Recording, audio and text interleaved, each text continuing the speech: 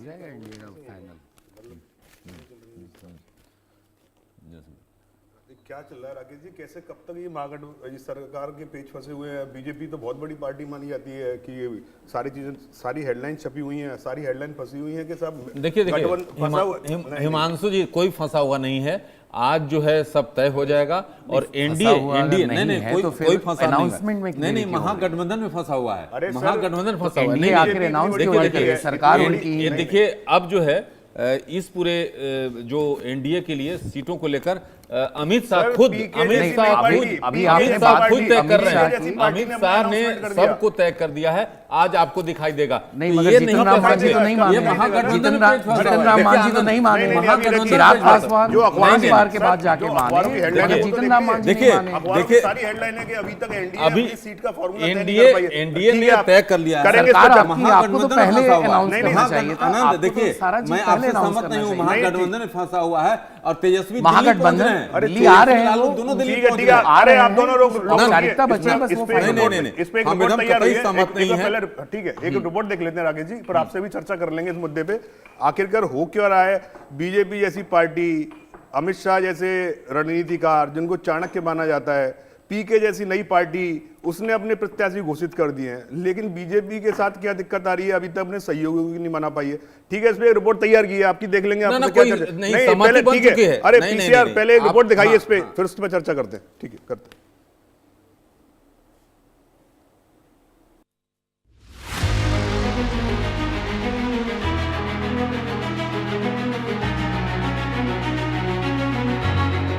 लोकसभा चुनाव 2014 बीजेपी ने प्रचंड बहुमत से चुनाव जीता।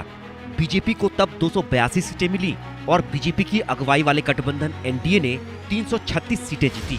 लोकसभा चुनाव 2019 बीजेपी ने पिछले चुनाव से भी ज्यादा यानी 303 सीटों पर जीत हासिल की और एनडीए को 352 सीटें मिली। बीजेपी ने प्रचंड बहुमत के बाद भी सबका साथ सबका विकास के मूल मंत्र को छोड़ा नहीं। नरेंद्र मोदी प्रधानमंत्री बने, लेकिन सहयोगी दलों को भी इज्जत बख्शी। केंद्रीय मंत्रिमंडल में सहयोगी दलों को भी शामिल किया। तब न सहयोगी छोटे दल ब्लैकमेलिंग की हैसियत रखते थे, न मंत्री पद के लिए हट ही कर सकते थे। फिर भी बीजेपी ने छोटे सहयोगी दलों का सम्मान रखा।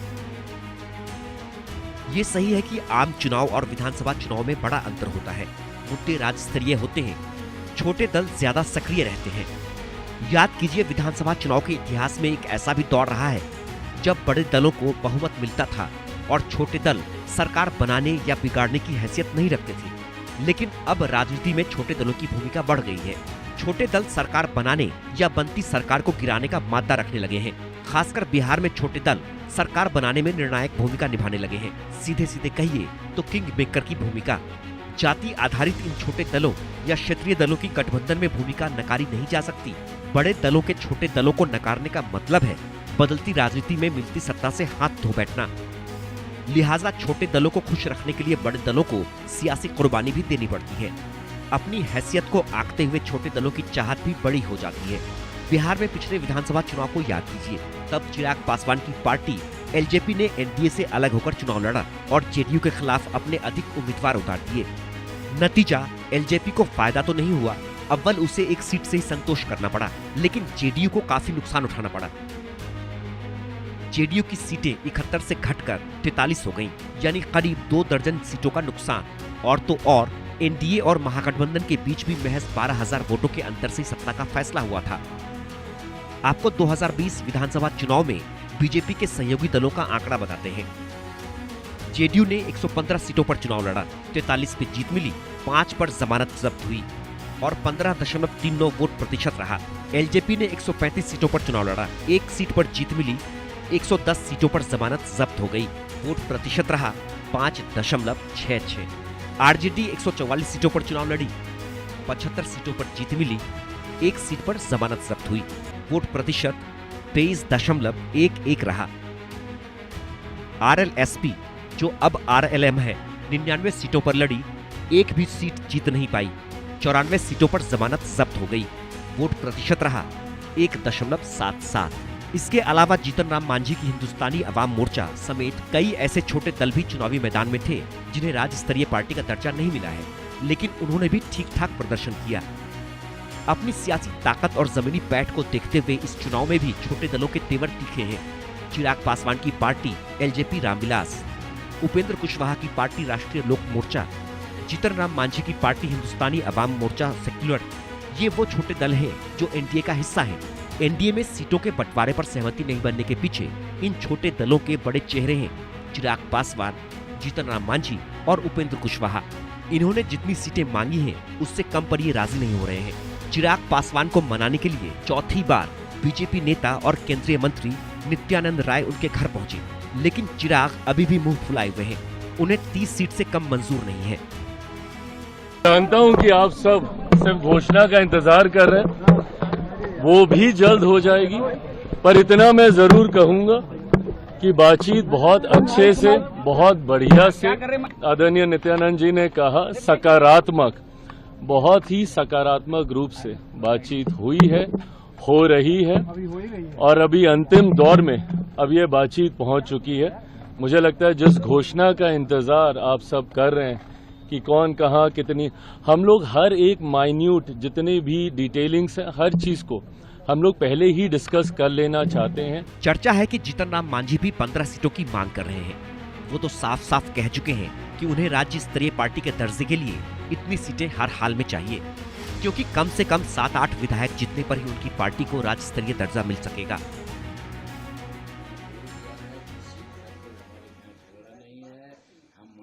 प्राप्त होने लायक सीट मांग रहे हैं कि इतना सीट मिले जिससे कि मान्यता प्राप्त हमारी हो जाए बिहार विधानसभा में। और ये अपेक्षा इसलिए है कि हम कोई प्रधान मुख्यमंत्री डिप्टी चीफ मिनिस्टर नहीं बनना चाहते हैं, हम अपने पार्टी को रिकॉग्नाइज करना चाहते हैं, यही मेन डिमांड है। अगर सर नहीं मिलती होती सीट तो क्या करेंगे? पार्टी के साथ हम रहेंगे, हम एक पार्टी में एक सीट पर भी चुनाव नहीं लड़ेंगे और हम एनडीए के साथ रहेंगे। जी सर। शनिवार को दिल्ली में एनडीए में सीट बंटवारे पर सहयोगी दलों से सहमति बनाने की कई दौर की बैठकें हुई। केंद्रीय मंत्री जेपी नड्डा के आवास पर 6 घंटे से ज्यादा वक्त तक बैठक चली। बिहार प्रभारी विनोद तावड़े के दिल्ली आवास पर घंटों बैठक चली। बीजेपी कह रही है कि एनडीए में सीटों को लेकर कोई पेच नहीं फंसा है। पार्टी के अंदर मंथन चल रहा है, जल्दी सब चीज आपके सामने सर उपेंद्र कुशवाहा नाराज बताए नहीं, कोई नाराजगी नहीं है, सबने अपनी अपनी बात रखी। चिराग पासवान खुश हो गए सर? सब खुश है। लेकिन उपेंद्र कुशवाहा खुद कह रहे हैं कि एनडीए में सीट शेयरिंग पर बातचीत अभी अधूरी है, क्योंकि चर्चा है कि उन्होंने भी 24 सीटों की डिमांड रखी है और कम पर वो भी नहीं मान रहे हैं। सीटों पर बातचीत अभी अधूरी है। जो खबर कई जगह चल रही है सीटों पर सहमति के बारे में, इसमें सच्चाई नहीं है। सच्चाई यह है बातचीत का दौर अभी जारी है, बातचीत पूरी नहीं हुई है। बातचीत का अगला दौर दिल्ली में होगा। भारतीय जनता पार्टी के शीर्ष नेतृत्व की ओर से दावा के अनुसार हम दिल्ली जा रहे हैं। अब दिल्ली में बातचीत आगे बढ़ेगी और जो कुछ भी तय होगा अंतिम रूप से आप लोगों को फिर बताएंगे। उधर महागठबंधन में भी सीटों पर पेच फंसा हुआ ही है। सहयोगी दल मुकेश सहनी की पार्टी वीआईपी भी 40 सीटों पर लड़ने का हुंकार भर रही है। इसके अलावा मुकेश सहनी ने डिप्टी सीएम का पद भी मांगा है। देखिए, ये समय बेसब्री से हम लोग इंतजार कर रहे थे और आपको जानकारी हो कि 3.5 साल पहले जब भारतीय जनता पार्टी ने हमारे विधायक को खरीद लिया और हमको सरकार से बाहर कर दिया, जो सरकार हमने बनाया था, उसके बाद मेरा एक ही संकल्प था कि भाजपा को बिहार से भगाना है और 4 विधायक उन्होंने हमारा खरीदा है, तो 40 विधायक कैसे उनको हराना है, वो लक्ष्य पे हम लगे हुए थे। तो ये तैयारी तो हमारे 3.5 साल से है। बेसब्री से इस समय काल इस पल का मैं इंतजार कर रहा था, वो घड़ी और वो पल आ चुका है और 10 तारीख से नामांकन है और हम लोग मजबूती से महागठबंधन के सभी नेतागण साथीगण उतरेंगे और 243 जगह पे मजबूती से लड़ाई लड़ेंगे और बिहार में युवा सरकार बनाएंगे। महागठबंधन में शामिल लेफ्ट पार्टियां भी अपनी मांग पर अड़ी हुई हैं। यही वजह है कि एनडीए और महागठबंधन में सीटों को लेकर अब तक सहमति नहीं बन पाई है। कई बड़े दलों के रणनीतिकार रह चुके प्रशांत किशोर की जनसुराज भी एनडीए और महागठबंधन के लिए चुनौती बन रही है। पीके की पार्टी किसी गठबंधन का हिस्सा नहीं है, बल्कि अकेले ही सभी 243 सीटों पर चुनाव लड़ रही है। पीके ने तो उम्मीदवारों की पहली लिस्ट तक जारी कर दी है। आरजेडी से निष्कासित लालू यादव के बेटे तेज प्रताप ने भी जनशक्ति जनता दल का गठन कर लिया और तीसरा मोर्चा बनाकर चुनावी मैदान में ताल ठोकने का ऐलान किया है। इसके अलावा भी कई दल हैं जो बिहार चुनाव में उतर रहे हैं। सवाल है कि कि क्या छोटे दल इस चुनाव में इतनी हैसियत हासिल कर लेंगे कि वो गठबंधन में निर्णायक भूमिका निभा सकें, या फिर वोट कटवा फैक्टर बनकर ही रह जाएंगे। Bureau report, India news.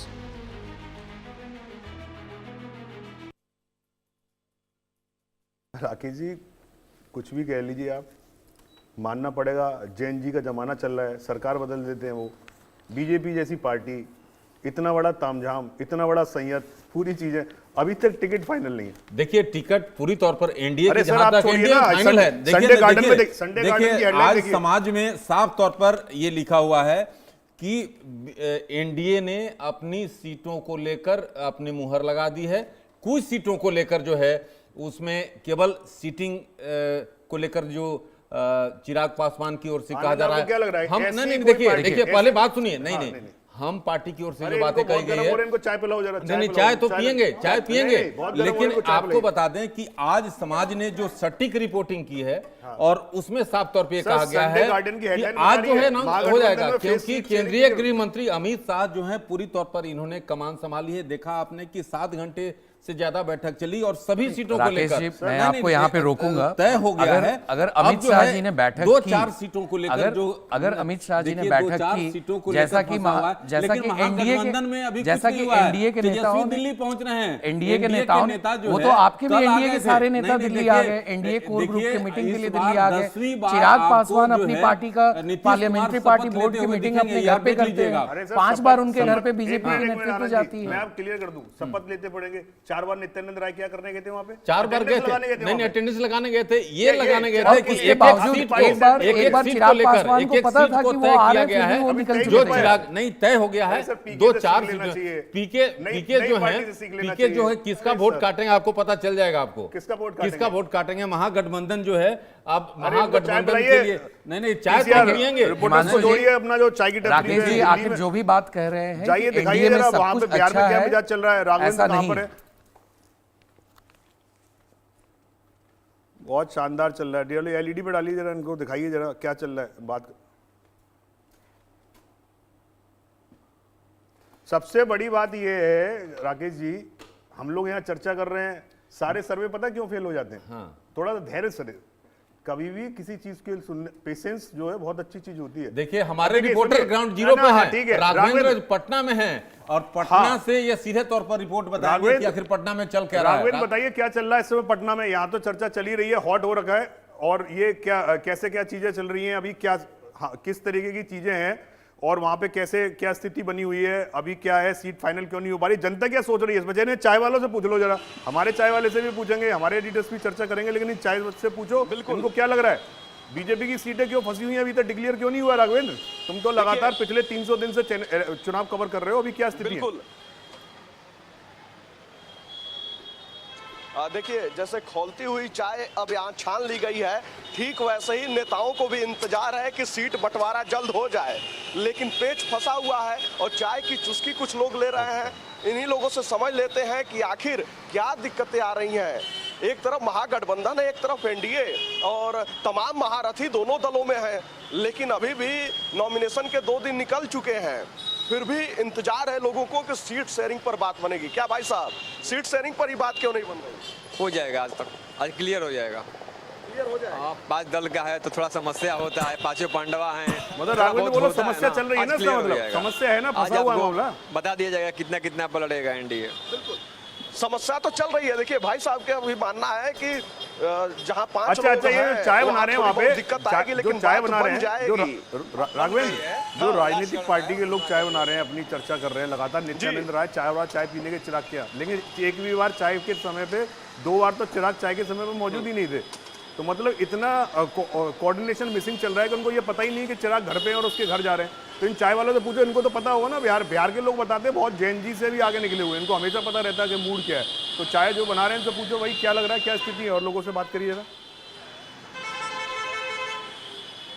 बिल्कुल गांव देहात के तरफ एगो कहावत है कि चाय जहां बनेला राजनीति वही जब पकेला, तो जहां चाय बनती है राजनीति वहीं पकती है। तो देखिए बिल्कुल, क्या भाई साहब, अरे राजनीति तो बड़ा उलट पलट हो रहा है भाई। आपके यहाँ तो आते होंगे लोग तो बताते ही होंगे क्या क्या चल रहा है, सीट शेयरिंग पे बातें नहीं बन पा रहा है। नहीं, ये सब सिलसिला में बातचीत होती है यहाँ पे। अब देखिए आप क्या होता है, ये तो राजनीतिक है, अब किधर पलटी पलट जाएगा कोई पता नहीं। आज तक हम तो ये सब में नहीं करते, अपने काम में व्यस्त रहते हैं अभी। चलो बिहार की बात हो गई है, दिल्ली पहुंची, सीधे दिल्ली चलिए। वहाँ सबसे हॉट टॉपिक इस समय चल रहा है संजय शर्मा जी के पास। संजय शर्मा जी को जोड़िए हमारे साथ। संजय जी, क्या स्थिति है? आप तो इतने सालों से बीजेपी को कवर करते आ रहे हैं, मोदी जी को सीएम प्रचारक से लेके आपने प्रधानमंत्री तक बनते हुए देखा है। इतनी बड़ी पार्टी, इतने बड़े रणनीतिकार अमित शाह, सारे लोग हैं, लेकिन बावजूद इसके टिकट क्लियर क्यों नहीं हो पा रही अभी तक? फेस कहां फंसा हुआ है? चुनावी रथ कहां फंसा हुआ है? हिमांशु जी, मैं आपको दिखा रहा हूं, मैं इस समय मौजूद हूं बीजेपी के नेशनल हेडक्वार्टर पे। यहाँ पर आज शाम को कांग्रेस बीजेपी पार्टी की सीईसी केंद्रीय चुनाव समिति की बैठक होगी प्रधानमंत्री नरेंद्र मोदी की अध्यक्षता में, और पूरा बीजेपी दफ्तर सील कर दिया गया है। इसमें अभी किसी को नहीं जाने दिया जा रहा है। और यहाँ पर प्रधानमंत्री के नेतृत्व में आज जो केंद्रीय चुनाव समिति की बैठक होगी, जिसमें बीजेपी अपने 100 से ज्यादा उम्मीदवारों पर मोहर लगा देगी। ये बताया जा रहा है कि अमित शाह के घर पर कल जेपी नड्डा के घर पर जो बैठक हुई थी अमित शाह के नेतृत्व में, उसमें लगभग 84 नाम ऐसे थे बीजेपी के जिनको सिंगल कर दिया गया। संजय जी, आपको रोकना चाहूंगा, ये पिछले 4 दिन से आप लगातार, जो पिछले 5 दिन से कवरेज कर रहे हैं, थोड़ा चेहरे पे आपके तनाव दिखेगा, लेकिन 5 दिन से आप लगातार यही बात चल रही है कि अमित शाह के घर में मीटिंग चल रही है, नड्डा जी बात कर रहे हैं। ले आप भी चाय पी लीजिए, क्योंकि समय चर्चा में चाय लाइए जरा, राकेश जी को भी चाय पिलाइए, बहुत गर्म हो रखे। लेकिन चीजें ये है कि अभी ये पता होना चाहिए कि कितना समय और लगेगा। तो सारी रणनीति जब चाय पे बन रही है, तो आईटीवी नेटवर्क और इंडिया न्यूज ने भी सोचा चलो चाय पे ही चर्चा कर लेते हैं, इसलिए सारे एडिटर्स हमारे एक साथ हैं। लाइए जरा चाय पिलाइए राकेश जी को। संजय जी बताइए, कब तक चाय पे ये सब फाइनल हो पाएगा? आज घोषणा हो जाएगी हिमांशु जी, आज सीटों की घोषणा हो जाएगी, सीटों का ऐलान हो जाएगा। एनडीए के जितने अलाइज हैं उनको सबको एक एक करके बुला करके अमित शाह ने साफ कह दिया है, बीजेपी की तरफ से साफ कह दिया गया, उनकी सीटों की डिमांड चाहे जितनी हो, लेकिन बीजेपी उनको कितनी सीटें दे रही है उनको बता दिया गया है। और नाराजगी के बावजूद भी लगभग सभी ने इस चीज़ को एक्सेप्ट कर लिया। चाहे जीतन राम मांझी की बात करें, चाहे उपेंद्र कुशवाहा की बात करें, चिराग पासवान की बात करें, तो खुश कोई भी नहीं है, क्योंकि सबकी डिमांडें काफ़ी ज़्यादा थी। लेकिन बीजेपी को जो सीटें जो देनी थी अपने एनडीए के घटक दलों को, तो 243 में से 203 सीट पर बीजेपी और जेडीयू लड़ेगी चुनाव। 40 सीटों में ही बंटवारा हुआ है तीनों के बीच में, जिसमें से 25 से 26 सीटें चिराग पासवान को, 6 से 7 सीटें उपेंद्र कुशवाहा को और 7 से 8 सीटें जीतन राम मांझी को। हालांकि सब नाराज है, लेकिन उसके बावजूद सभी ने सहमति दी है और आज किसी भी समय इसकी घोषणा हो सकती है, अनाउंसमेंट हो जाएगा आज कि एनडीए की सीट शेयरिंग में किस पार्टी को कितनी कितनी सीटें मिली हैं। संजय जी, क्या आज जो है बीजेपी केंद्रीय चुनाव समिति की बैठक होने जा रही है? क्योंकि हमारे महागठबंधन को जो देखते हैं आनंद, वो बड़ा विचलित हैं, थोड़ा वो कर रहे हैं कि नहीं एनडीए में कुछ सब ठीक ठाक नहीं है।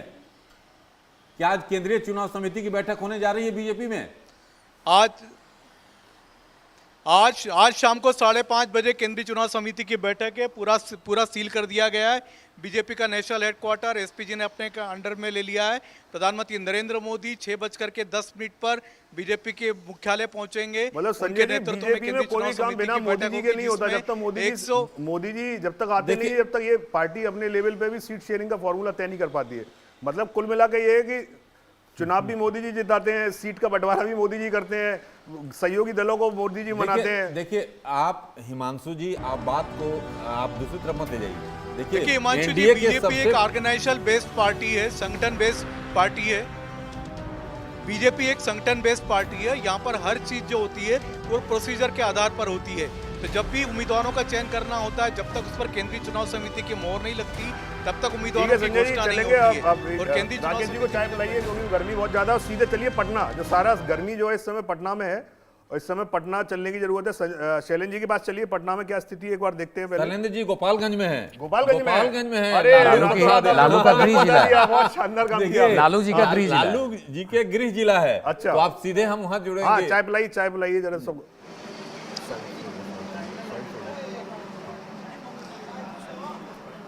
ठीक है, शैलेंद्र जी के पास देखिए, लालू जी का गृह जिला है और हम खड़े हैं यूपी के बॉर्डर पर। ये रास्ता जो है, यानी ये 4 लेन है। ये 4 लेन एक तरफ दिल्ली को भी जाता है, दूसरी तरफ पटना को भी जाता है। ये दोनों को जोड़ता है, कनेक्टिंग 4 लेन है। और चाय यहाँ तैयार है। चाय तैयार ही नहीं, चाय पीने के लिए तैयार है। यानी कि अब सब चीज़ें तय होने वाली हैं, बहुत चीज़ें रह नहीं जाएंगी।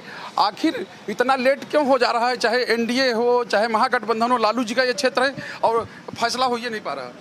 देखिए, ये तो पार्टी का डिसीजन है, अब वो लोग अपना क्या करें। हम लोगों के जो यहाँ स्थानीय विधायक हैं, हम लोग उन्हीं के हैं और उनका टिकट कंफर्म है, हम लोग उनके लिए हैं। अच्छा, टिकट कंफर्म हो गया तो सीट तय नहीं?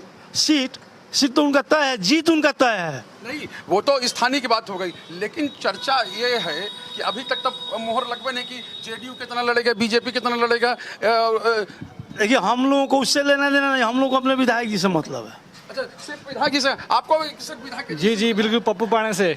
और किसी से मतलब नहीं? विपक्ष में कोई ऐसा बंटवारा नहीं होगा तो कैसे होगा? बंटवारा नहीं होगा, फिर भी हम लोग पप्पू पाणे के साथ हैं, वो सेवक है, हमारे सेवक। अरे सेवक की बात तो ठीक है, बंटवारा हो ही नहीं पा रहा। मांझी जी अलग नाराज हैं, उपेंद्र कुशवाहा अलग नाराज हैं, तो क्या होगा? हम लोग तो यहाँ अमरिंदर पांडे को जानते हैं। अरे वो तो जानते हैं, लेकिन अब जो चाय बना रहे हैं भाई साहब, अरे ये बताइए कि लगता है कि बंटवारा हो जाएगा सीट वाला? सीट वाला नहीं, वो नहीं पाएगा। नहीं हो पाएगा। काहे? ताकि हमारे माननीय पप्पू पाणे जी हैं, जो विधायक हमारे, बहुत लोग को सही। अच्छा, ये जो लोग चाय पीने आते हैं तो क्या बात करते हैं आपस में?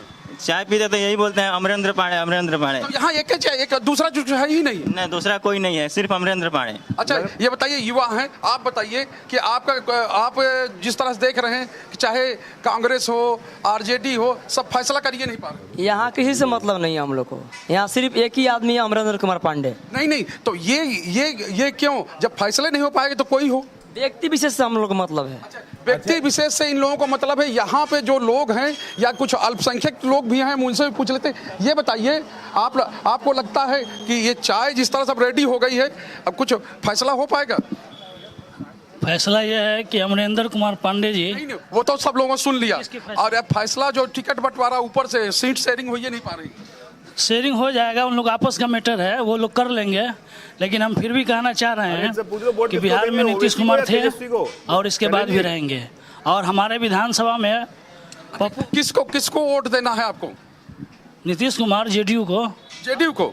मतलब इसके अलावा नहीं देखते? सब लोग कहते हैं अल्पसंख्यक लोग। अरे अल्पसंख्यक का जितना काम किए हैं श्री नीतीश कुमार, उतना लगता है कि पूरे बिहार में कोई भी मुख्यमंत्री काम नहीं किया है। और हम दावे के साथ कहते हैं कि वही मुख्यमंत्री बनेंगे बिहार के, और इसके बाद भी वो काम करेंगे। जितना अल्पसंख्यक के लिए जो काम किया है, मुसलमानों के लिए काम किया है, कोई मुख्यमंत्री नहीं किया है। तो तेजस्वी कहते हैं बीजेपी। अरे वो तेजस्वी का काम करेंगे? 2005 से पहले देख लीजिए बिहार का क्या हाल था, और मदरसा वालों का देख लीजिए क्या हाल था। साल में 2 पेमेंट मिलता था, ईद और बकरीद। अरे बेचारे जब से नीतीश कुमार आए हैं बिहार में, वो संभाले हैं मदरसा और संस्कृत पाला और तमाम शिक्षकों के साथ इंसाफ का काम किया है। ऊपर से लेके आंगनबाड़ी तक उन्होंने जितना काम किया है कोई नहीं किया है। नीतीश नहीं किया, नहीं कोई नहीं किया है। नीतीश लालू के जमाने के अंदर मदरसा में लोगों का 2000-3000 मिलता था। आज मदरसे के अंदर जाके पता कीजिए, बहुत सारे टीचरों का 50,000 से ऊपर है। संस्कृत पाठशाला के अंदर पंडित जी लोग का तनख्वाह 2,000-3,000 था, आज उन लोगों का भी 50,000 से ऊपर है। सब लोग नीतीश कुमार से खुश हैं, और श्री नीतीश कुमार को बिहार में फिर उन्हीं को मुख्यमंत्री बनाया जाएगा। उन्हीं को मुख्यमंत्री ऐसा क्या वजह है कि एक बार डेटा दिखा लेते हैं, फिर आपके पास आएंगे। थोड़ा एक बार एक डेटा दिखा लेते हैं, उसके बाद आपके पास आएंगे। बिहार चुनाव में सबसे बड़ी बात हो रही है किंग मेकर कौन कौन है इस समय। जाति के आधार पर जो छोटे दल है, उनकी भूमिका गठबंधन में बहुत बड़ी हो जाती है, और छोटे दल जो है, छोटे दल अकेले चुनाव लड़के भी अधिक सीटें ना जीते, लेकिन आधार के आधार पर किसी भी बड़े गठबंधन का नुकसान कर सकते हैं। पिछले चुनाव में भी हमने देखा है, 2020 में जेडीयू के खिलाफ चिराग ने प्रत्याशी उतारे और पूरे नीतीश कुमार को नुकसान दे दिया। एलजेपी को 1 सीट मिली, 1 सीट के बावजूद भी उसने बिहार का समीकरण बदल दिया। जेडीयू ने जीती सीटें 71 से घटकर 43 हो गई, जो उसकी 71 सीटें होती थी वो 43 हो गई, और एनडीए महागठबंधन के बीच में मात्र 12,000 वोटों का अंतर था। सिर्फ 12,000 वोटों के अंतर में पूरा खेल उसने बदल दिया, जिस तरीके से पूरा चुनाव। और 52 सीटों पर 5,000 से भी कम वोटों के अंतर से 5,000 से भी कम वोटों के अंतर से हार जीत का फैसला हुआ। 2020 में एलजेपी ने 18 सीटों पर जेडीयू को नुकसान पहुंचाया। अगर आप जाति आधारित छोटे वोटों की बात करते हैं तो उस पर ये होने वाला। और बात करो अभी एनडीए की ताजा अपडेट बता देता हूं, दिग्गजों की मीटिंग है दिल्ली में इस समय मंथन चल रहा है, किसका क्या होने वाला। प्रदेश प्रभारी धर्मेंद्र प्रधान, विनोद तावड़े, सम्राट चौधरी ये शामिल होने वाले हैं।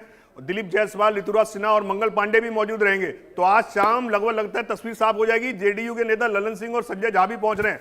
तो कुल मिलाकर यह है कि आज तस्वीर क्लियर होने की संभावना है कि क्या होगा, किसको कितनी सीटें मिलेंगी, क्या रहने वाला है।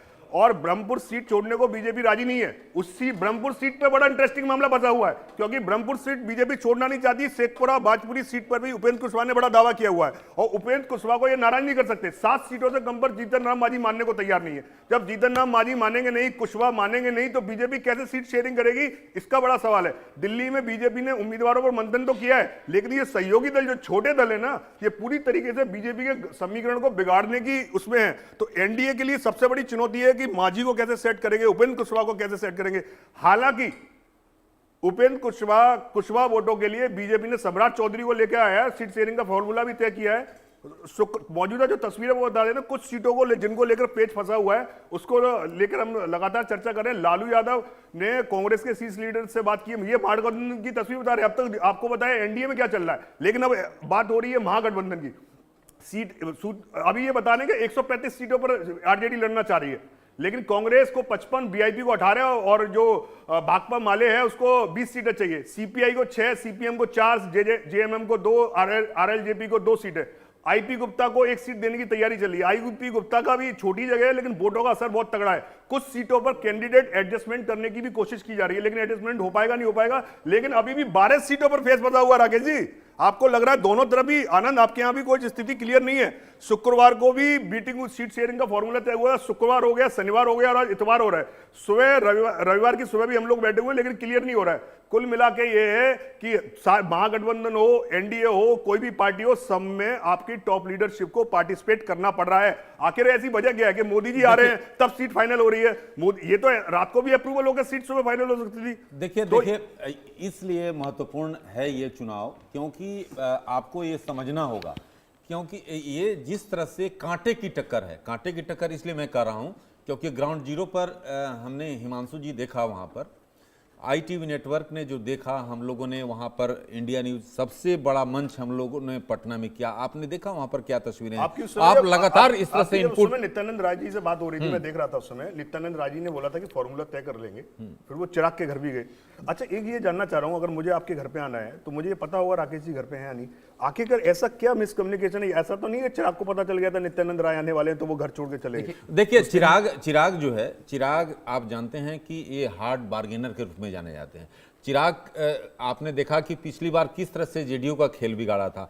तो ये जो इनके पिता थे रामविलास पासवान जी, स्वर्गीय हो चुके हैं, तो ये जो पूरी तौर पर चिराग हैं वो बार्गेन करने विश्वास रखते हैं। उनको पता है कि ये चुनाव कितना महत्वपूर्ण है। जहां तक 4 बार, देखिए 4 बार जो है नित्यानंद राय को जाना पड़ा, और नित्यानंद राय जो है चिराग के काफी करीबी माने जाते हैं। बीजेपी ने सभी को, लेकिन जो नित्यानंद राय जी की जब बात हो रही थी, मैं और आप दोनों मौजूद थे अपने मंच के कार्यक्रम के दौरान, नित्यानंद राय जी ने बोला था सबकी चीजें आपस में बैठ के सुलझा ली जाएंगी।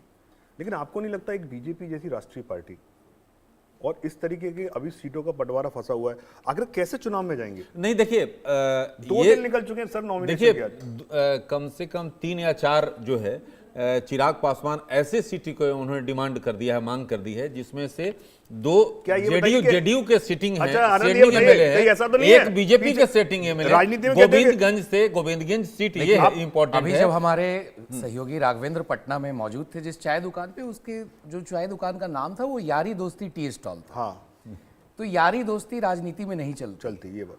और जब हम बात कर रहे हैं चिराग पासवान की, उन्होंने बेशक अपनी डिमांड रखी बीजेपी के साथ में कि एनडीए के अंदर कि मुझे 40 से 55 सीटों के बीच में चाहिए, मगर जिस तरीके से जनता दल यूनाइटेड नीतीश कुमार की जो पार्टी है, या फिर बीजेपी जिस तरीके से लगातार पिछले 20 सालों से वहाँ चुनाव लड़ रही है, तो जनता दल यूनाइटेड और बीजेपी हमेशा 105, 101, 102, 103 इस तरीके से वो चुनाव लड़ते आए हैं।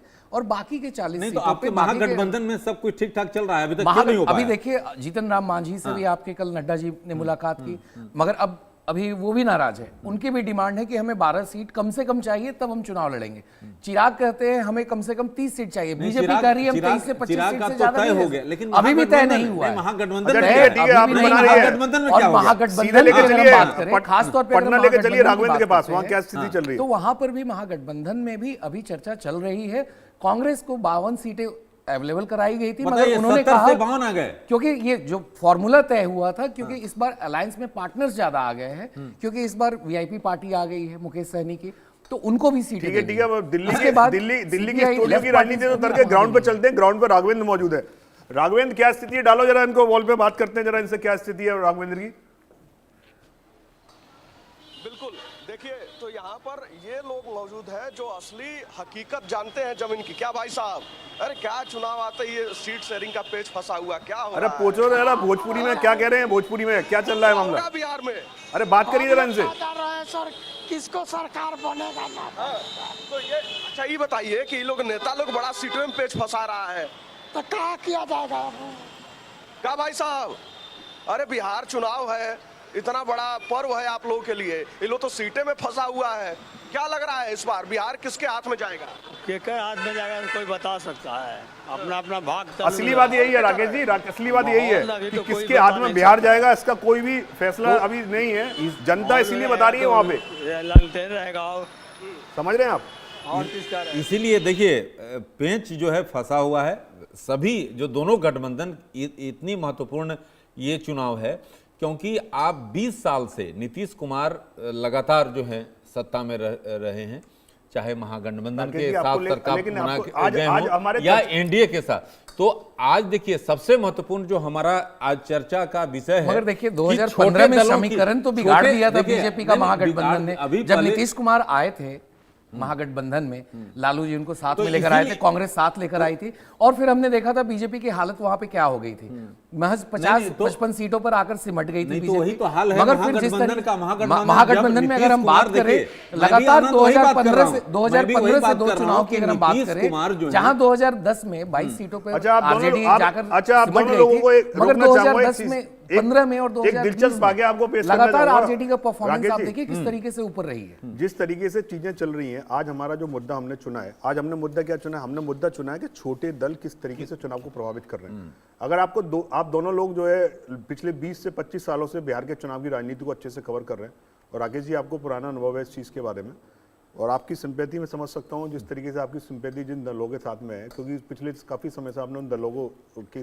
नहीं, हम देखिए, लेकिन आपको एक दिलचस्प नजर देखिए 2000 लोगों की बात में हिमांशु जी कर रहा हूं, क्योंकि जिस तरह से दोनों घटक महागठबंधन एनडीए, मैं इसलिए कर रहा हूं क्योंकि महागठबंधन के लिए ये आसान नहीं है, और ये जो तेजस्वी इसीलिए जो महागठबंधन ने, खासतौर पे तेजस्वी ने, जो हमारे टॉप जो उनके थिंक टैंक हैं, उनसे जब कल शाम को मेरी बातचीत हो रही थी, पूरी रणनीति बदली है। अब जो है राकेश जी, यहाँ पे मैं आपको रोकूंगा, यहाँ पे स्थानीय मुद्दों की बात होती है। अच्छा, एक बार तेजस्वी का विजुअल डालिए जरा स्क्रीन पे। मगध और शाहाबाद में ही चले जाए तो हमने देखा था महागठबंधन ने किस तरीके से एनडीए का वहां सुपड़ा साफ कर दिया। अब इस बार 55 में से 45 सीटों पे वो जीत कर आए थे, और छोटी पार्टियों ने यहाँ पर काफी दिलचस्प वहां पे अपना ये किया था। देखिए मैं अगर हम सीमांचल और ये भागलपुर के इलाके में चले जाते तो निषाद पार्टी का भी तस्वीर में आपको दिखाना चाहता हूं। ये तस्वीर है यात्रा की, जो बिहार में जनाधिकार यात्रा चलाई बीजेपी, कांग्रेस और आपके आरजेडी ने। उसमें आपको तस्वीर दिखाई दे रही है, तेजस्वी यादव और राहुल गांधी दिखाई दे रहे हैं। लेकिन ये इतने दिन पहले से यात्रा को कितना समय हो गया? आप तो लगातार कवर कर रहे थे आनंद। 16 दिन की यात्रा थी, 17 अगस्त से शुरू हुई थी, 1 सितंबर को खत्म हो गई थी। मतलब मोटा मोटा 2 महीने के आसपास हो गए इस यात्रा को चलते हुए। जी 2 महीने यात्रा चली। बावजूद उसके इनके यहाँ क्या स्थिति है? स्थिति ये है कि लालू यादव को पटना से बीमार हैं, उसके बावजूद आज दिल्ली आना पड़ रहा है। और आप जिस तरीके से आपकी तेजस्वी के खेमे में बात हुई है या कांग्रेस में बात हुई है, सीट यहां भी फंसी हुई है। जी देखिए, सीटों की जो आकलन है वो अभी भी चल रही है, क्योंकि कुछ ऐसी सीटें हैं जो कांग्रेस की ट्रेडिशनल स्ट्रांग होल्ड रही हैं, वहां पर अब आरजेडी दावा कर रही है। जैसे करहर की सीट हो, अगर उसकी हम बात करें तो खास तौर पे वहां पर किस तरीके से 30,000 मतों से हारे थे। आज इस चर्चा का जो मकसद है आरजेडी कर रही है, हम उस पर लड़ेंगे। जो एक हमारी टीम ने जो पिछले 200 दिन से बिहार चुनाव को कवर कर रही है, ग्राउंड पर रही है, उसने जो एक इंटरेस्टिंग फैक्ट आपको दिया है वो आपको मैं बताना चाह रहा हूं, मैं खुलासा करना चाह रहा हूं उनकी रणनीति का। जो ऑफ कैमरा हमारी बातचीत हुई है तेजस्वी की पार्टी में, जो चर्चा निकल के आई है वो ये है, लालू यादव लेके आए M/I समीकरण। तेजस्वी जी समीकरण पे बात कर रहा है, ऑफ कैमरा बात हुई है, वो मैं आपको बता देता हूं। M मतलब मुस्लिम, बाई मतलब यादव, इस बार वो लेके आ रहे हैं बी मतलब भूमियार और के मतलब कुशवाहा। ये ऐसा समीकरण है जिससे पूरे ये सीट शेयरिंग का जो मामला फंसा पड़ा है ना राकेश जी, जिसको लेके आप बार बार वो हो रहे थे, बहुत आपके अंदर आह्लादित हो रहे थे कि क्यों सीट हो रही है, ऐसा हो जाए। इसलिए हो जाएगा क्योंकि बीजेपी के पास एनडीए गठबंधन में उपेंद्र कुशवाहा नेता जरूर है, लेकिन उपेंद्र कुशवाहा भी लगातार कुछ ऐसी चीजें चल रही, कुछ भी 19-20 हुआ तो सैनी उधर चले जाएंगे या कुशवाहा इधर आ जाएंगे। और ऐसी स्थिति में क्या होगा, तेजस्वी वो केमिकल पॉलिटिकल समीकरण पेश करेंगे जो पूरी बिहार की राजनीति को बदल कर, वो बिहार की राजनीति को नहीं बदलेंगे। ये याद रखिए, ये बिहार का चुनाव सिर्फ बिहार के लिए नहीं है, ये उत्तर प्रदेश की राजनीति को भी बदलेगा, देश की राजनीति को। अगर ये आनंद आप बताइए, अगर ये मुस्लिम यादव कुशवाहा और भूमियार पूर्णिया में देखिए बीमा भारती, पप्पू यादव, सारे लोग तो तेजस्वी के साथ खड़े हुए हैं। वहां पे बीजेपी के पास वहां पे क्या है, जो लोग उपेंद्र कुशवाहा और बाकी लोगों के संपर्क में होते थे, सारे लोग उसके संपर्क में आ गए। लेकिन देखिए, अभी आपने जिस तरीके से कुशवाहा वोटर्स की बात की, ये जो पृष्ठभूमि है ये अभी तैयार नहीं हुई है। ये 2020 के बाद से आरजेडी समझ चुकी थी, अगर उन्हें बिहार की सत्ता में वापस आना है तो उन्हें कुशवाहा वोटर्स को अपने पास लाना होगा। बेशक वो 2.3% या 2.4%, मगर उसके लिए मायने बहुत है। 2024 आपको एग्जांपल देता हूं, जानना चाह रहा हूं आपसे, आपका बहुत अनुभव है दोनों, आप दोनों से इस पे प्रतिक्रिया जानना चाहूंगा। शायद इसका मकसद भी यही है। इंडिया न्यूज आपको पहली बार ITV नेटवर्क ये बताने जा रहा है कि इस चुनाव में महागठबंधन की जो रणनीति है, वो रणनीति इसलिए आपको दिखाई दे रही है, वो चीजें इसलिए हो रही हैं यहाँ पे कि पूरी तरीके से महागठबंधन ने जो तैयारी की है ना राकेश जी, आप एक एमबाई समीकरण चिल्ला रहे हैं आप, अगर आप पिछले चुनाव को फॉलो करते आएंगे तो महागठबंधन ने इस गेम को पूरी तरीके से बदल दिया। जो एक 2-3 डेटा देना चाहूंगा, उस पर आप दोनों की प्रतिक्रिया चाहूंगा। जंगल राज का टैग लालू पे लगता था, जितने मर्डर इस समय हुए हैं ना पूरी तरीके से बिहार में, हर जिले में, पुलिस हेडक्वार्टर के पास में, थाने के पास में, CM हाउस के पास में, उसके बाद जंगल राज का टैग तो सुशासन पे भी लगने लगा है, तो वहां पे उन्होंने सोशल मीडिया को काउंटर किया। आज की स्थिति में MI मुस्लिम समीकरण की बात हो रही है कि मुस्लिम AIM के पास चला जाएगा, वोट कटेगा तो क्या हुआ। उस स्थिति में जिस तरीके से ये जो समीकरण बनाया है, मुस्लिम, यादव, भूमिहार और कुशवाहा, आप ये मानते हो इस बात को कि आज भी सम्राट चौधरी उपेंद्र कुशवाहा के बराबर के दल कद के नेता नहीं है कुशवाहा? देखिए इस पे मैं एक उदाहरण दूंगा आपको, एक मैं उदाहरण दे देता हूं राकेश जी आपको। देखिए 2024 का लोकसभा चुनाव, 2024 का लोकसभा चुनाव, औरंगाबाद की जो सीट है, महागठबंधन की आवाज थोड़ी, औरंगाबाद की सीट कांग्रेस की पारंपरिक सीट रही है। निखिल कुमार जो पूर्व गवर्नर भी रह चुके हैं, कांग्रेस के कद्दावर नेता है, वो सीट कांग्रेस ने राष्ट्रीय जनता दल को दी, लालू की पार्टी को दी। वहां से अभय कुमार सिन्हा, अभय कुशवाहा को सिर्फ 30 सेकंड में खत्म करेंगे। सैलन जी के बाद बहुत सारे उसी तरीके से आपकी काराकाट की सीट जो उपेंद्र कुशवाहा की सीट थी, वहां पर से भी CPI-ML ने अपना कैंडिडेट लाया, वो भी कुशवाहा। और ये दोनों लाइए, सैलन जी को लाइए ग्राउंड पे, वापस आ गए, ग्राउंड पे चलिए, सैलन जी को लेके आइए जरा।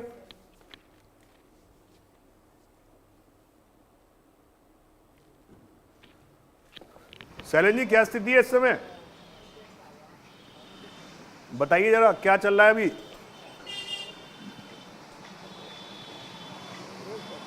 नमस्कार, चाय की चर्चा में आपका स्वागत है। मेरा नाम शैलेंद्र है और हम जहां पे खड़े हैं ये हाईवे है, नेशनल हाईवे है, और इसके पास में देखिए ये जो पेड़ है, कहीं बैठका है, चबूतरा है, और चबूतरे के जो चाय है वो बट रही है, यानी चाय बन चुकी है, अब लोगों के पीने के लिए तैयार है। और यहाँ पे लोग जो हैं, ये पीपल का वृक्ष है एक में, और बरगद का भी वृक्ष है, यानी ये अपने आप में अपनी कहानी कहता है। और जैसे बिहार में गठबंधन की राजनीति चल रही है, वैसे ही गठबंधन इस पेड़ में भी दिखता है। दो जो कहे कि पावन वृक्ष हैं वो एक साथ हैं। आखिर बिहार में चल क्या रहा है, चाय पे क्या चर्चा हो रही है?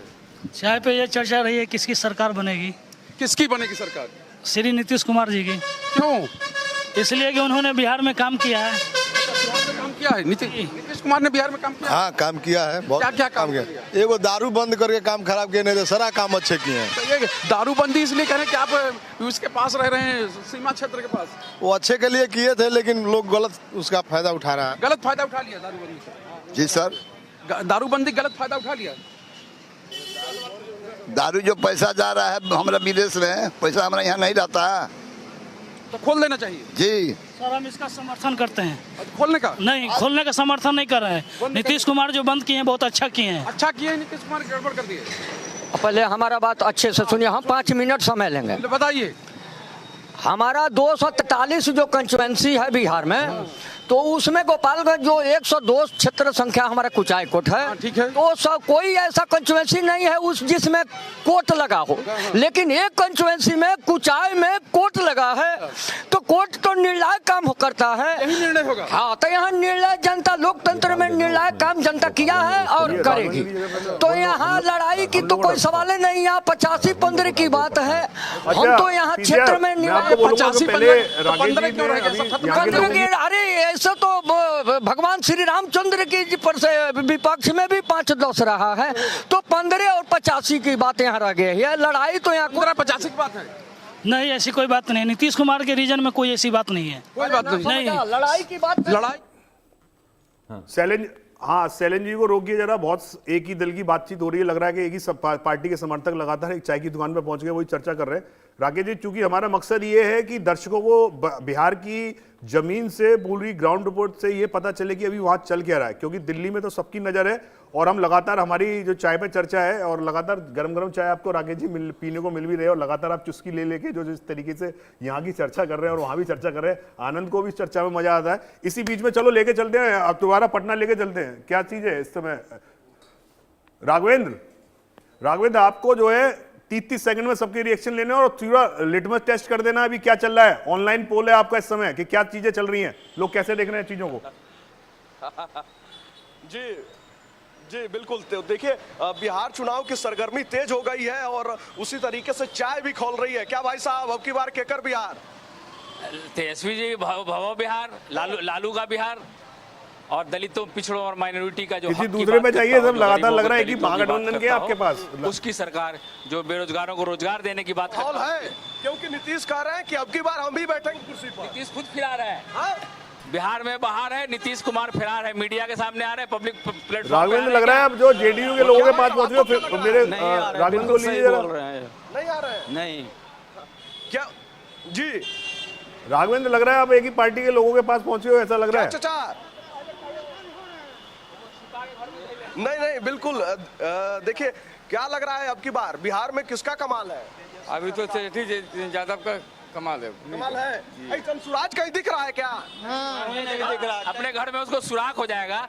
खुद वो 420 के मुकदमा में बुद्धा थाना में आप जाइए, वहाँ पता है कीजिए, वो 12वीं में 3 बार फेल किया है, कंपार्टमेंट लगा के पास किया है, और हमारे तेजस्वी जी को 9वीं फेल कर रहा है, जबकि 9वीं में डीपीएस आरके पुरम में उनको बड़ा इंटरेस्टिंग है ये तो, बड़ा राकेश जी तो बड़ा इंटरेस्टिंग है, पीके भी कंपार्टमेंट में पास हुए। लाइए जरा, और ये खुद 12वीं में 3 बार फेल है। रिजल्ट चेक कर लीजिए। जो दूसरे पे आरोप लगाते हैं उन्हीं के ऊपर आरोप लग गया है कि कंपार्टमेंट से वो पास हुए 12वीं में। तो ये काफी इंटरेस्टिंग है। बिहार में लोग बहुत ही जागरूक होते हैं और अभी उसी का एक उदाहरण हमारा मकसद भी यही है कि हम जो वो चीज बताएं, वो फैक्टर बताएं। तो हिमांशु जी, हमारा जो आज का मकसद था कि छोटे दल किसको प्रभावित करें, क्योंकि इस बार मुकाबला काफी रोचक होने जा रहा है।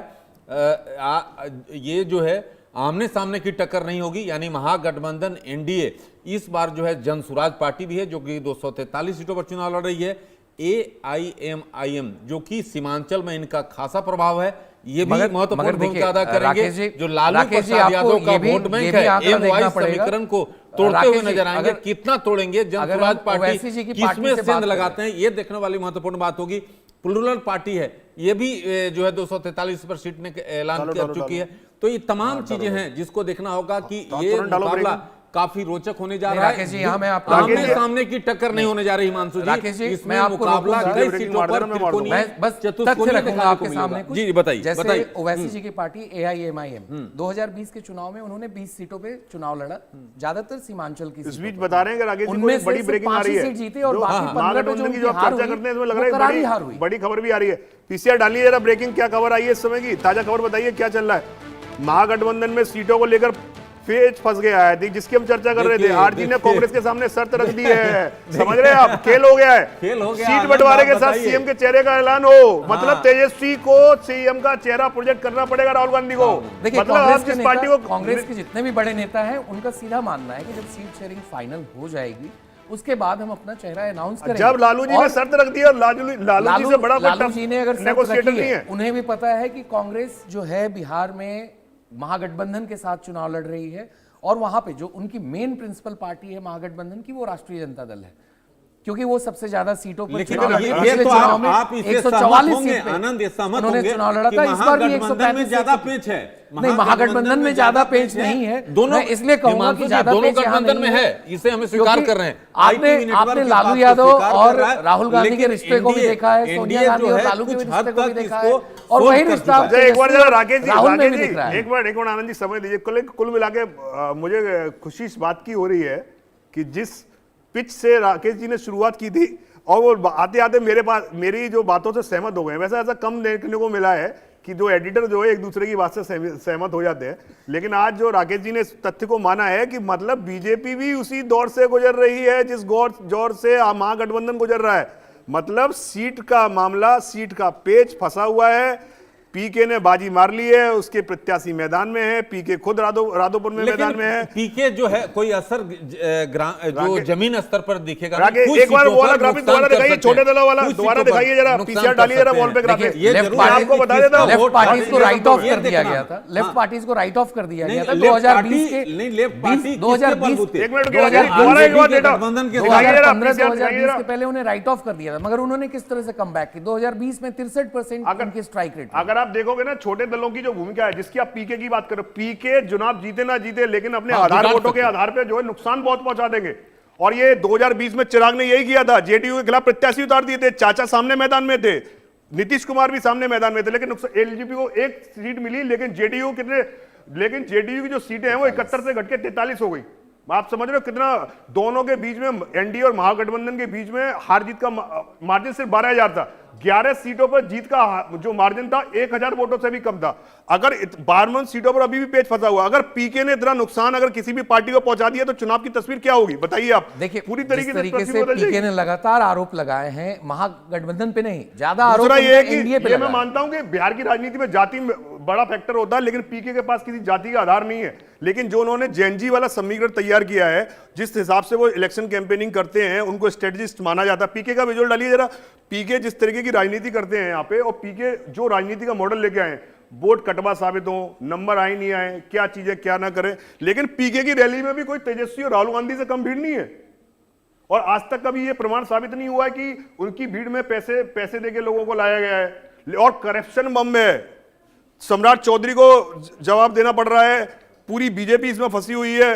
नीतीश कुमार जो सुशासन के लोग माने जाते हैं, उनके लोगों को अपनी जवाबदेही तय करनी पड़ रही है कि क्या होगा क्या नहीं होगा। तो ये राकेश जी, ये जो फैक्टर है ना, पीके जीते नहीं जीते लेकिन फर्क जरूर डालेगा। ये मैं इस पे पूरी तौर पर सहमत हूं कि पीके एक अहम फैक्टर होंगे, लेकिन कितने सीटों पर नुकसान पहुंचाएंगे और किस दल को, क्योंकि आपने 2024 में जो उपचुनाव हुए थे 4 सीटों में, एक सीट इमामगंज सीट है आनंद, जहां पर 20-20 करीब 20-20 जो है वोट मिला था। 3 सीटों पर जो है 10% से ज्यादा उन्होंने मत प्राप्त किए थे। तो आखिरकार इस चुनाव में वे कितना % वोट लेते हैं और किसको नुकसान पहुंचाते हैं? देखिए इनके 16 कैंडिडेट तो ऐसे हैं जो दल बदलू होकर आए हैं, जो दूसरे दलों से आए हैं, और पीके खुद ब्राह्मण कम्युनिटी से आते हैं, ब्राह्मण समाज से आते हैं। मंगल पांडे पे भी इन्होंने आरोप लगाया, जो बीजेपी के बड़े नेता है बिहार में, स्वास्थ्य मंत्री भी रहे हैं वहां पे, उनके ऊपर आरोप लगाए कि आखिर किस तरीके से उनको भी जवाब देना धन्यवाद आपका आनंद जी। बहुत सारी चीजें, सारे रिपोर्टर जो हमारे साथ जुड़े हुए और जो जिस तरीके से हमने ग्राउंड से आपको चीजें बताई हैं, कुल मिलाकर मैं अपने दर्शकों को ये बताना चाहूंगा कि बिहार का चुनाव जिस चश्मे से अभी देखा जा रहा है, उस चश्मे से वो चुनाव नहीं दिखेगा। जो नतीजे आएंगे वो नतीजे होंगे जो सबको चौंका देंगे। और ये याद रखिए, उत्तर प्रदेश हो, बिहार हो, इसने हमेशा देश को वो समीकरण, वो रिजल्ट दिए हैं कि देश की राजनीति को हिला के रख दिया है। और इस बार की जो राजनीति होने जा रही है, वो लगभग यही लग रहा है कि जिस तरीके की राजनीति होगी, जिस तरीके की चीजें आपको देखने को मिलेंगी, वो यही होगा कि हर कीमत पर यहाँ का जो फैसला आएगा वो देश की राजनीति को बदलेगा। और बिहार का युवा, ये याद रखिए, चाहे सिलिकॉन वैली हो, चाहे साइबर सिटी हो, किसी भी जगह के हो, बहुत तेज माना जाता है। आपको पता होगा कि हर तरीके से कितना इस्तेमाल करता है, और अभी आपने जनता को देख भी लिया है।